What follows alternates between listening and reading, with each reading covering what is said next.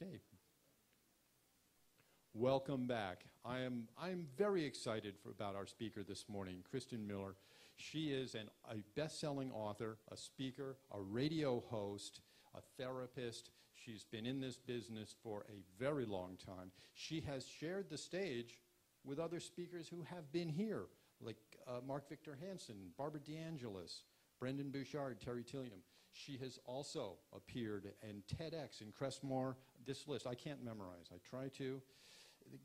Author 101 University, Super Seminar, Women of Wisdom Conference in Seattle, the Optimist Club, I like that one, Chamber of Commerce's Denver Singles Expos.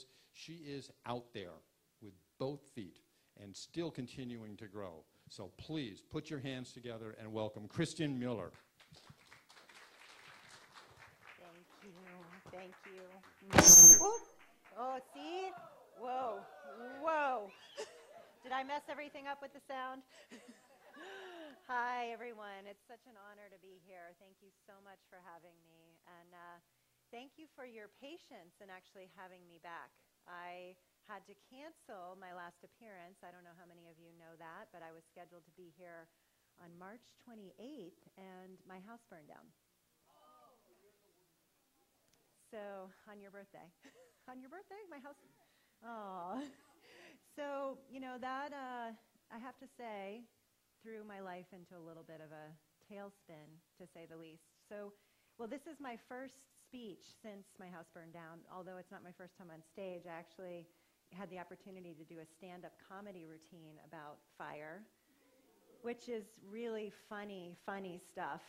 You know, losing everything, funny stuff. But it's kind of what he said. You know, I've spent my life jumping into things, although that's not completely true, because for a long time I was quite scared. And the thing I found out about leaping is I can still be quite scared and leap anyway. So again, I just want to thank you so much for having me here. And, you know, I thought a lot about, it can't, being here as my first really speech after having that happen, there's a lot to that, you know. And so looking at my topic, what would I have talked about on that day had I been here, and what will I talk about now, and how it's still under the same umbrella. My topic is, what are you waiting for? And that's kind of been this thing ever since getting into this world of public speaking and writing my book, which is called Waiting for Jack, which is catching myself waiting for none other than Jack Canfield, who then, Jack became a metaphor, though, for all the ways we wait in life. But this whole topic has been something I've been really studying for a long time. And then, I've been a waiter, not a restaurant waiter, but a waiter most of my life. Someone who was just too scared for a long time. And that was, you know, when I was younger, I was lost in addiction. I had an eating disorder. I was an alcoholic and a drug addict throughout high school and college. So there was a lot that I didn't do. There was just a self-destructive tendency. And then, you know, we all have something. You know, we all come from something. We all have childhood events that form us. And I had a series just like anybody else in this room, you know, probably not more, not less than many people, or less or more, rather. And mine was my parents divorced. I moved around a lot, but I think I was just always shy and sensitive. You know, so being a public speaker was just not something I ever was going to do. In third grade, I was reading out loud in front of the class, and I said, "The Windy City is also known as Chicago," instead of Chicago. And the whole class laughed. And now when an audience laughs with me, I know you're laughing with me. And that's usually what is happening most of the time. But as a sensitive child, it was at me. It was daggers. I remember just feeling so completely humiliated. I sunk into my chair and I thought, I never, ever, ever, ever want to feel that way again. And this was just one event in a series, you know, but it was evidence for something. It was evidence for I shouldn't put myself out there. I don't want to be humiliated in front of people, period. So I'm just not going to put myself out there. And that followed me throughout my life. That followed me into even when I got my master's degree in counseling, when I was getting straight A's and I knew the answer. I still didn't want to raise my hand because there was always that thought of, what if I'm wrong? What if I say the wrong thing? What if I appear stupid? Something like that. So I wouldn't do it, or it was just an effort. And I would miss that moment of I knew the answer. Wait a minute, So, and all of that contributed when I was young. It contributed to this something outside of me to fix me, something to fill that void inside, something to take that angst away that I felt. And that became drugs and alcohol and an eating disorder and all of that. So I spent high school, college, lost in addiction.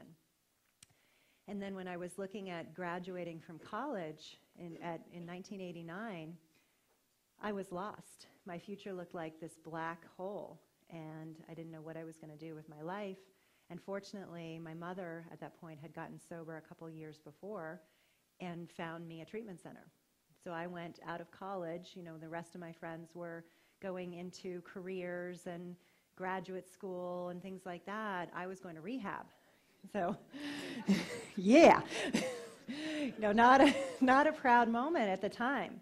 Not a proud moment at all, because I kept my addiction secret. That's what we do. We keep it secret, and especially the bulimia, because it's just not a very attractive thing. Drugs and alcohol, you can kind of blend with the crowd, and there seems to be a lot of them out there. But eating disorders are more secretive. But I had all that. So I went into treatment, and I said yes, and I think that's really the beginning of saying yes to something, saying yes to the unknown, saying yes to something, and I'm getting emotional now, because it's an emotional time, I have to say, saying yes to the unknown. And sometimes we don't know what that is. We don't know what that unknown is. Well, we never know what the unknown is, that's why it's unknown. But we don't know. We don't know what's going to happen, but there's something that calls us to that threshold, some level of willingness, something bigger. So there, thankfully, I was given the gift of willingness in my life. And the people that don't have that, that's a loss. That's a missing. How do we instill the willingness? Because you don't even have to have hope.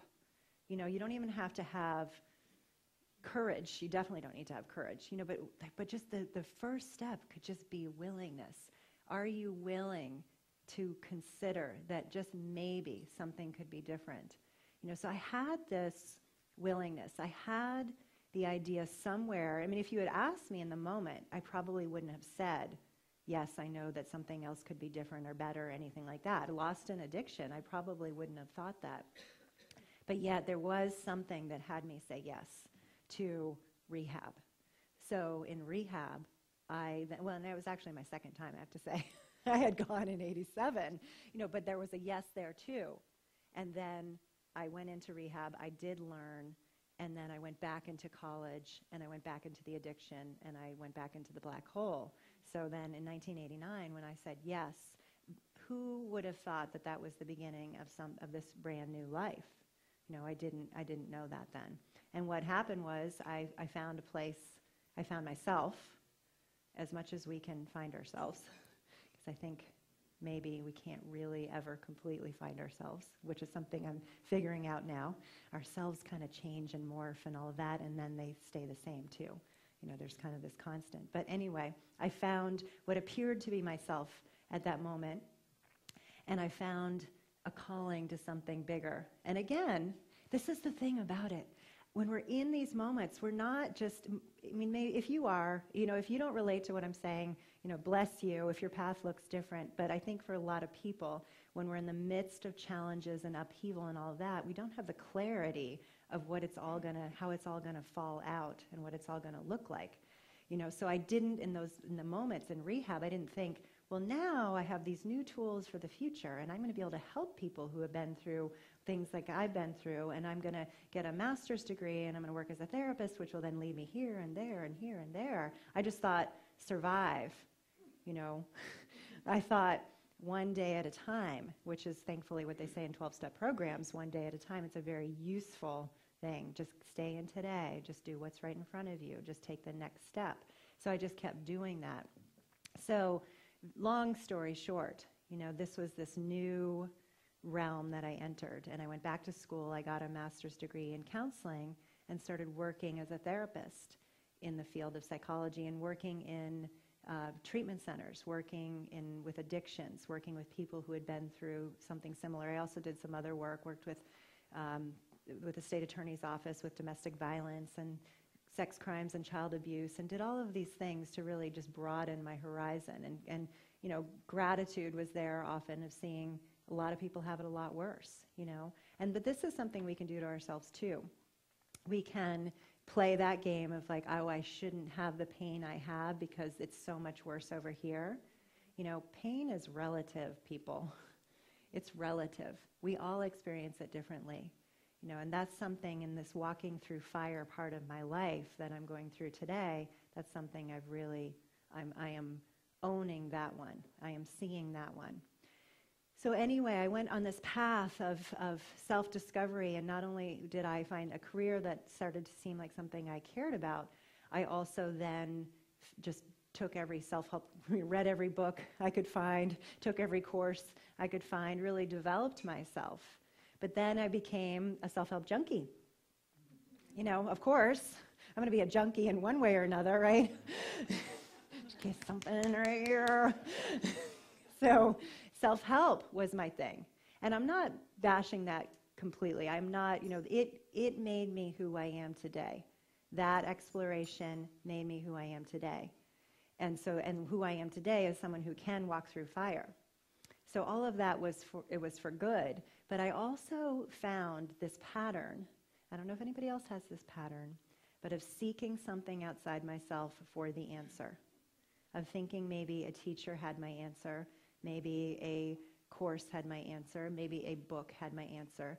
All the while, many of these things tell us we have our own answers. But somehow I missed that one. I heard it, I could speak it, I could tell you if you were my client, I could tell you that. But deep down in my core, that's not what I really thought. I really thought it was somewhere else. So again, fast forward many years later to meeting Jack Canfield, and then when he did his talk, which he's probably done here before at some point or another, held up a $100 bill and said, "Who wants this?" to a crowd of 800 people, and I'm sitting in the front row because I got there early. I'm sitting in the front row, he holds up this $100 bill, and I jump up out of my chair, ran up on stage, and grab it out of his hand. I wanted that $100 bill. I wanted to leap, you know, and I leapt. And all the while I was leaping and running, the thoughts were there. What if I'm wrong? What if I'm going to be humiliated in front of all these people? What the heck am I doing? You know, back to the Chicago incident of that humiliation, bad plan to risk humiliation. But I grabbed it, and of course he said, yes, that's it. You can't sit around waiting for what you want in life. You have to be willing to go for it. And then I started a connection with him. I met him. I asked for his email address. He gave me his address. We started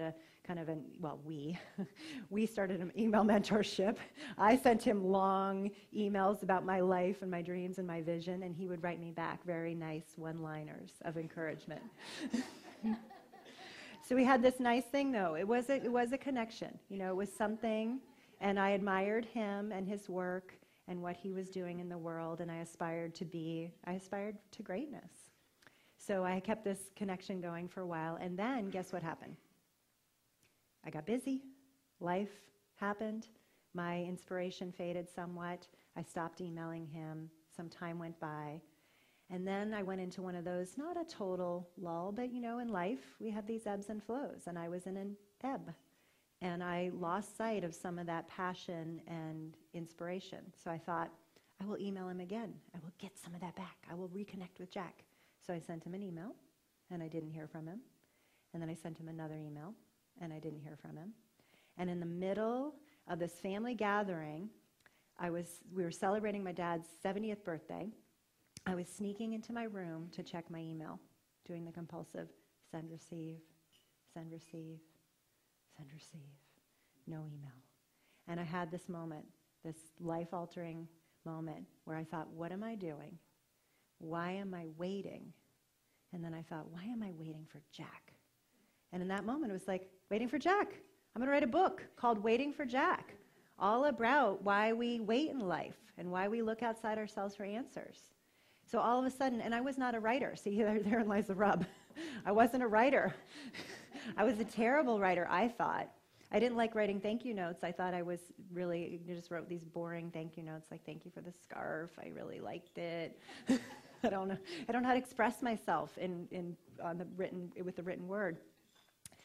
So I had all this to deal with all of a sudden because I had this idea that seemed, I think in life, we're lucky if we have many of those moments. Some of us only have one or two. A truly inspired moment where something new emerges when we're ready or not ready, and then we decide to go with that. And that's what this was. This was something big and new and outside of my realm that I knew I had to do something about. I knew that, and I had enough of a foundation under me of things I had done and a willingness again to say yes to this inspiration, to take the next step. So the next step led to the next step, led to the next step, and I started writing. And I became a writer. And that was in 2008. So I wasn't a writer prior, and now I'm a writer. So all of that, that's kind of what I would have talked about before. That's the story. And there's this new phase of my life so I wrote a book called Waiting for Jack. And one would like to think that that would mean that I no longer wait in life. One would like to think that when we learn a lesson, we just don't do that anymore. And there's certain things that maybe that's true for me, and maybe for you, even more things. For addiction, I learned that lesson. I learned that I don't drink, and I don't engage in eating disorder behaviors, and I don't do drugs, period. I just don't. It's been almost 23 years, and I don't do those things. So I learned that lesson, and I have things that support that. I have a lifestyle that supports that. I have friends that support that. I have a 12-step community that supports that. All of these kind of things. But the waiting thing, I wrote in my book, I did put disclaimers in there. There are a lot of them. I did said, I'm not claiming that by reading this you'll never wait again. Because I know to be human is to wait. And you know what I don't like? I don't like the quick fix thing. I don't like the trap in self-help that is, if you do this, you won't do this. If you do this, you can have this. If you do these 3 easy things, you will blah, blah, blah. I mean, really, I get a little annoyed. It's not like that. It's just not. And if it is, again, bless you if that works for you. Really. And I mean it. And I mean it somewhat with a little bit of anger, maybe. But, but I really do mean it. For those that can just take those steps and transform their life and never look back, good. For those of us that struggle a little more, that grapple, that have bruised knees and blood and broken arms, that walk into things and trip and forget their mascara and then, like all these things. For those of us, it's a little more convoluted. And I think there's just a trap of the field of self-help and the field of transformation and all the tools that are out there. There's the trap of thinking that it should look differently.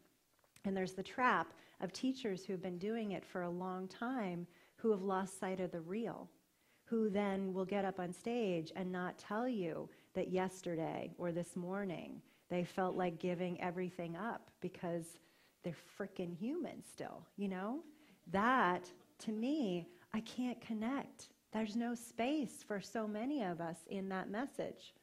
So how do I, as someone who does want to write and teach and speak and all of that, pull that all together, And so what happens this year, the better you watch out what you ask for thing, better, she's going to tell me she knew it was coming. Mars, something is happening in the sky, in the universe. But this year, at the beginning of the year, so last year, let me back up a minute. Last year, I worked my butt off on my business and my vision, and I really took my business to a whole nother level. I really found my calling in what I do now as I coach authors in writing their books. because I've discovered that I can write, and I discovered that I love it, and I pull all of my therapy skills and my coaching skills into that realm, and I work with other authors in walking through their own writing process. And I love that. I really do. But by the end of last year, I was burnt out, fried. I was really tired. I was really depleted. I was trying to prove myself, people, and that's the thing. I'm trying to get somewhere. I'm trying to be someone. I'm trying to be a Jack. I'm trying to, I'm running my butt off, trying to get out there. And it's not like it's not connected to something that I care about, but it's the proving piece. It's the I'm not okay right now thing. And again, I'm not also saying that there weren't moments of, groundedness and greatness and all of that. But underneath, there's this voice that's the pushing. Go, go, go. It's not enough. You're not enough yet. One day when. And I wrote a whole damn book about this, Should I read my own book? A couple times I did. But this is what I'm talking about, our tendency. So at the end of the year, I had gotten myself pretty dang tired. And I had this opportunity to get out of Dodge. And my husband and I own a 27-foot sailboat in the Bahamas. And we go and unplug. And so I go to this sailboat and I think, I will unplug and I will come back refreshed and I will regroup and I will see what matters and see what's important to me. And I will come back and I will start my business again from this new place. I will start the year from this new place. And then herein lies the rub. I declared 2012 as the year of letting go of attachments. Oops. Why did I do that? And I'm certainly not saying that I manifested a fire that burned down 21 homes and killed 3 people. And that, my friends, is another thing. Like this whole we manifested, I get it. I'm not saying I don't think we don't manifest things, but there's something to figure out here. There's something to look at. Did I cause that because I needed the life lesson? I think not. That's a little self-centered, Did somehow my soul's journey need to experience this? Maybe. Is there a God? I don't freaking know. I don't know. So all of this, so I declared this though, unbeknownst to me that this should happen. And quite honestly, I got back from that vacation and for about a week, I was really good. I was strong, I was good. And then I went into a depression. I went into this low. I went into this place of funk and unease, dis-ease, and really questioning what is going on. And I think I'm around that time of the, perimenopause, all that kind of stuff, on the end of the mid-40s, 46 to just say it. So all these things are gonna, I'm in a period of hormonal transition too, so a lot going on, right? But it really was this dark night of the soul early in the year, this period. And I did all the things I know to do. I went to all my tools and resources and all of that. And yet I still couldn't quite get it. And then I went to see an energy worker about it. And apparently I had all this stuff in my space. I mean, whether or not how much I believe in the woo, there was something going on. I went to see this person and we did some work and then I felt better, honestly. I felt better. I felt more back to myself. Well, then fast forward a few short months. On March 26th, I'm packing to come here. I had a very full day of clients and calls. I had about 12 calls scheduled that day. And I had someone coming over to help me pack and clean. I had a house sitter coming in the next day. And around 2 o'clock, I saw a cloud. Now, we had a controlled burn in our area on the 22nd, was when they started it. Below us, saw a smoke cloud then, as any good mountain resident is trained to do. I got online and looked to see what was going on. It was a controlled burn by the Forest Service. Okay. And So on March 26th, when this was, or March 26th, when this was happening again, I did all those things. Well, this time, the information was a little sketchy. This time, it wasn't clear what was really happening. So I kind of continued with my day, wondering, starting to call my husband, who was on business, starting to think, what should I do? I had packed some really nice clothes to bring to see you guys, so I had a bag of things out. And kept looking into information. And at some point, my friend arrived who was going to help me, and she said, I think we should pack to get out of here. And I said, I don't want to pack. I don't want to mess up my house. I didn't want to start pulling stuff off of shelves and pack. And so we just kind of walked around and called, and and if you know anything about this fire, it was very mismanaged, besides that the state of Colorado started it. Besides that, it was not, they didn't know what was going on. There was a lot of communication breakdown. The 911 system didn't work properly. There was a lot of chaos. There wasn't clear instructions of what to do. So it was left to us as homeowners to, which we're always responsible for ourselves, and we had to determine what to do. So anyway, I did evacuate. I grabbed stuff, my animals first, of course, some pictures. My friend was grabbing pictures off of all the bookshelves, my stack of clothes I had out to choose what to wear for you all, and some other things like that, and left and prayed and hoped and was in the unknown, and found out at some point the next day, I believe, that we had lost our house. So I have to say that I'm in this period of transition. Here I write about the topic of what are you waiting for? I hit a wall this year.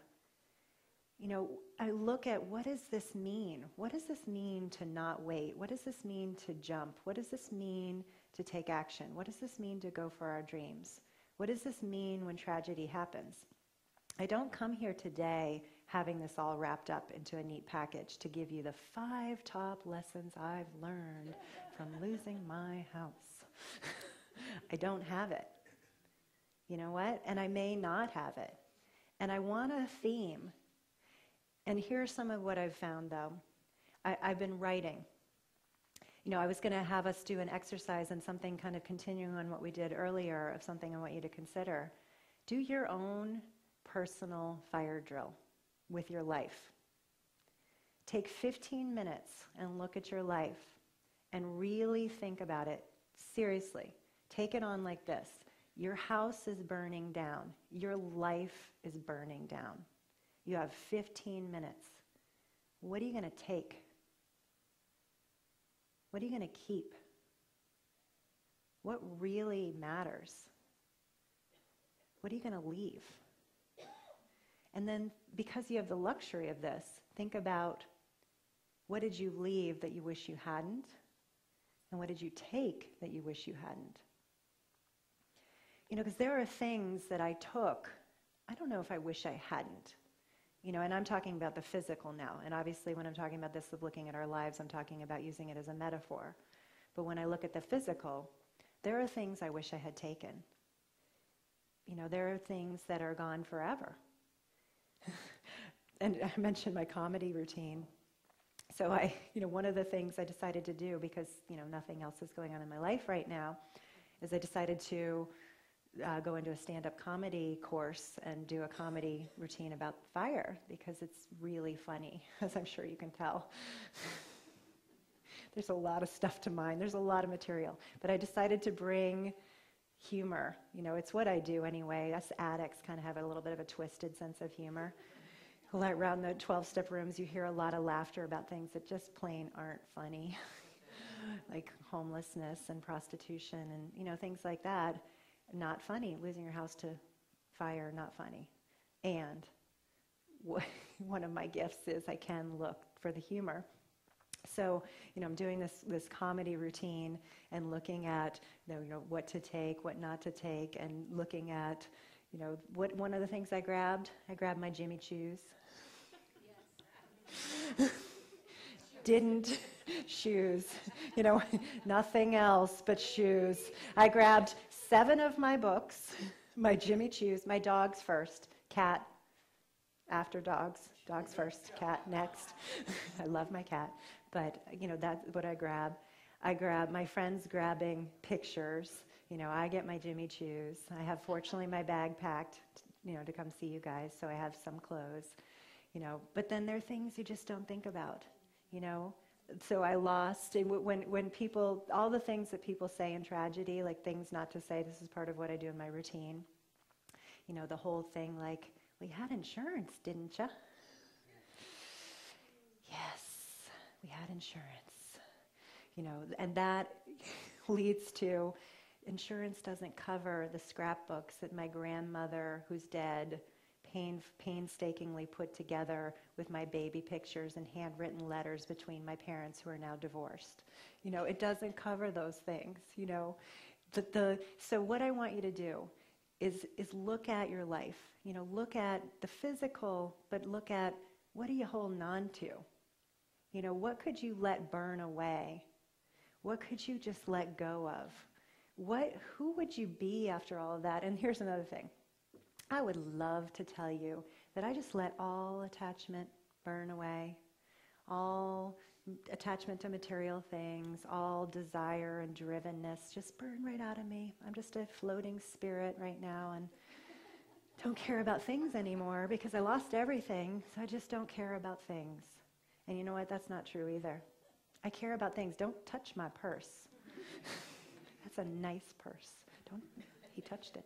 Stop it. I carried my Apple products out. I care about my Apple products. I just bought a new car. My car broke down.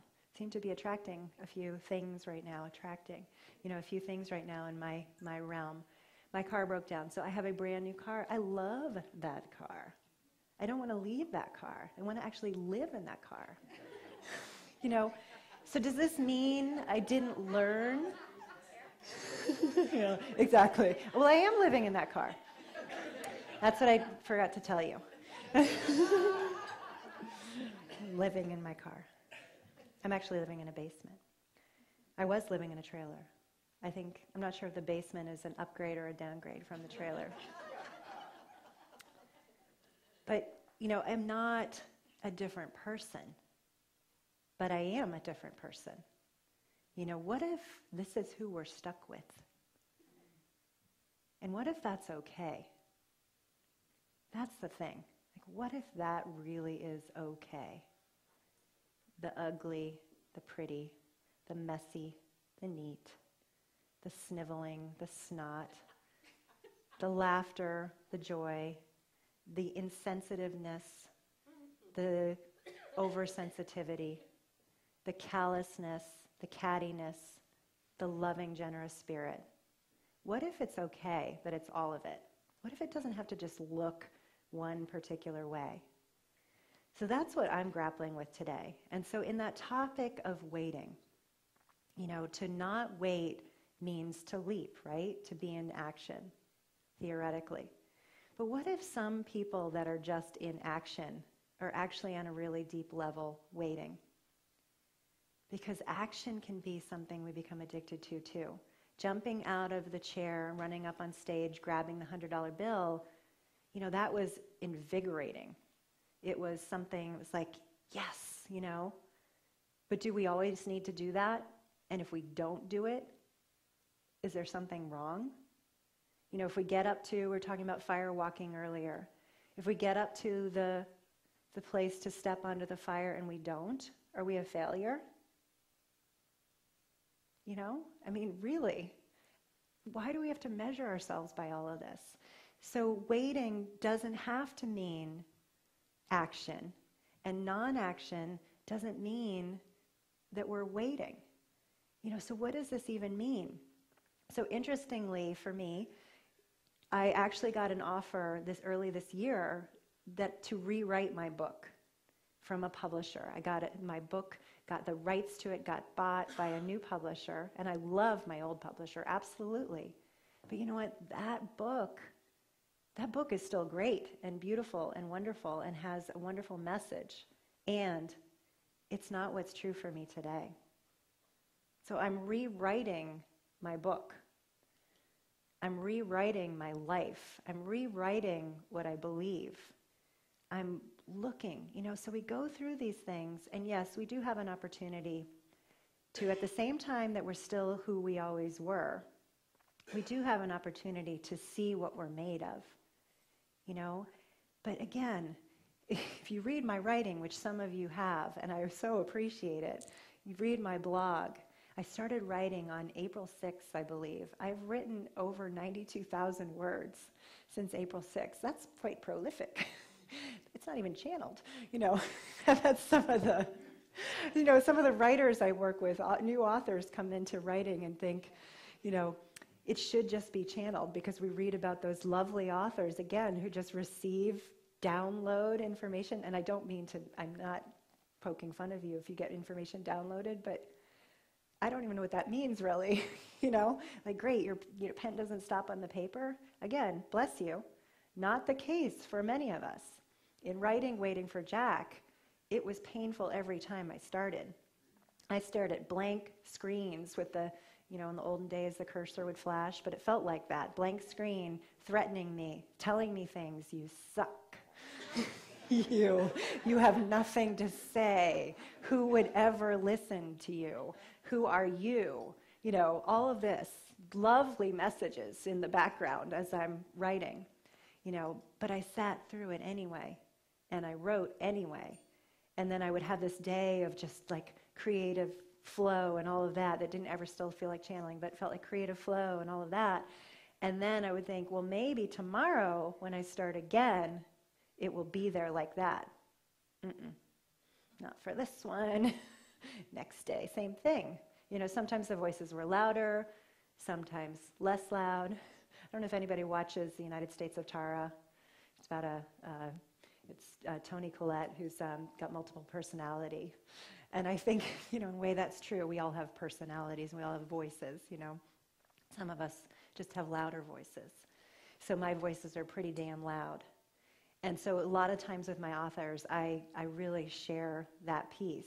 I share that struggle, because it doesn't have to look, in anything we do, it doesn't just have to look like flow and, voices and angelic singing, and we're on the right path, and it should just open up, and we take that next step, and then all of a sudden, life is different and transformed. We walk across fire, we walk across coals, and then we know we can do anything and never doubt again, whatever.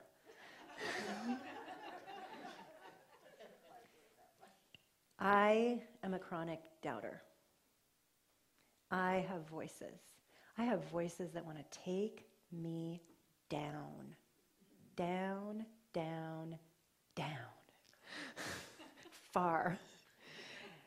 And it just depends on if I listen to them. That really is what it comes down to. They're still here, and now I'm prolifically writing. There is a lot of flow. It's still not channeled. It's a lot of flow. And then some days, if I haven't written in a couple days, I sit down and all the voices are there again of like, well, now people are reading it. And now, what if, I've had people who've known me for years, write me and say, I'm very concerned about you. It's not the point of my writing. If I leave you concerned, seriously, I mean this. If I leave you concerned if you read my writing, you are not who should be reading my writing. Really. So we shouldn't have to appeal to everybody. I'm not going to appeal to everybody. Can we find our people? There are people who need to hear what I'm saying. There are people who are writing me saying, thank you. Thank you. Thank you for speaking the truth. Thank you for walking through fire. Thank you for sharing what the journey is like. Thank you for sharing what's ugly and what's beautiful. Thank you for not having to have it wrapped up in a neat little package and have all the lessons now. I'm not even 4 months in, people. I'm not. We have to allow ourselves time. You know, they say in the grieving process, a year. Because in a year, you go through everything that happens in a year. You go through all the holidays, the birthdays, the seasons, the whatever, every time for the first time. You know, it's like when someone dies, you go through like that. This is a death of something. This is a death of a lot of dreams. This is the death of the way I thought my life was going. This is a rebirth of something, you know, but I'm not always celebrating. I can tell you something, though. One thing I know, I would not trade this transformation. I don't even know what it's going to look like yet, but I wouldn't trade it. Now, if you gave me the choice, house, transformation, I'd have a moment. You know, I loved my house. My house was my sanctuary. It was an expression of something. It was our home. It was our dream home. It was really beautiful. You would really have liked it if you saw it. But I know I won't change that transformation. I would keep who I'm becoming. At the same time, what if who I'm becoming is who I've always been, but I just didn't know that? You know, and again, people, we hear these words. These are words we know. I'm not the first person to say this. But you know, when tragedy strikes, we hear this too. It should clarify something. It should, if you have those 15 minutes to leave a burning building, to look at your life, to give up what doesn't work, to give up beliefs that don't work, to give up your judgments of yourself that don't work, to give up some of those dreams that have just gotten dusty on the shelf. You know, that could be what it is. And what if this could just open us to being better people?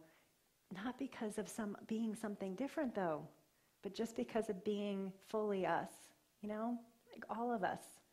The warts, the wrinkles, the hair on the legs, the whiskers on the chin. Damn, in the 40s, come on. Women shouldn't be getting whiskers on your chin. You know, all of these things. What if we could just love all of this of ourselves? And when we don't love it, so what? So what? Let go of judgment. Maybe together, walking through our own personal fires. I don't wish on you. I'm sure everyone in this room has had your own personal fires. You know, maybe you don't have to have another one right away. You know, one that just shakes you to your core.